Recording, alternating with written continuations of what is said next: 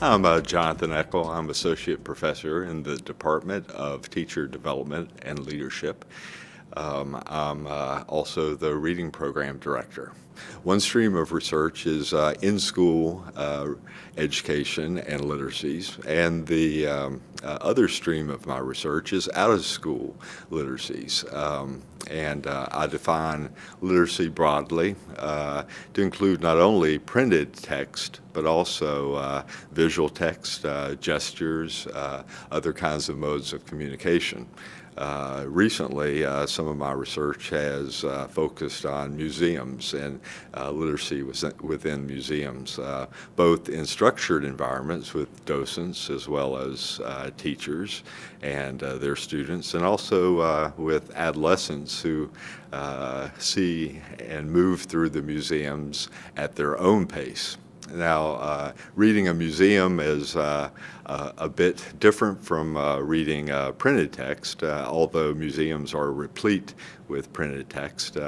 So one of my interests is to examine how an adolescent, for instance, would go from an object to a printed text to an image or a map, and how they integrate all of those experiences together to understand and to navigate the different concepts that are present in museums. Part of my research has shown that teachers don't typically prepare very much for a museum visit, nor do they follow up on that. So I think that there's a rich field of research that's growing about how we produce these exhibits and out-of-school learning, and how that intersects with classroom experiences. There's what's known since the 1960s as the fourth grade slump in education.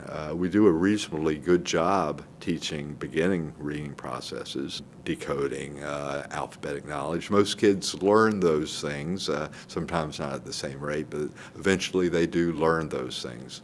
Later, when they hit about fourth grade, they are introduced to more conceptually rich material, and we see a great decline in their achievement as a result of that. Now, if we look at the dimensions of conceptual knowledge as well as strategic knowledge over time and build upon those experiences, then when kids reach the fourth grade, they'll be accustomed to that way of thinking. Hopkins is a tremendous place, and not only to work but also to learn. Last year, I developed two cutting-edge certificates in reading education, one in adolescent literacy, one in emergent literacy. And I had developed and designed the curriculum for those two certificates over a period of about a year, and presented that to our academic council, and within just a matter of a few months they were approved and available for our students. At many institutions, I know from colleagues, to move forward programs like that would take years sometimes, and not months. So I think that the opportunity and possibility of developing things that are current and that meet the needs of today are especially rich ones here at Hopkins.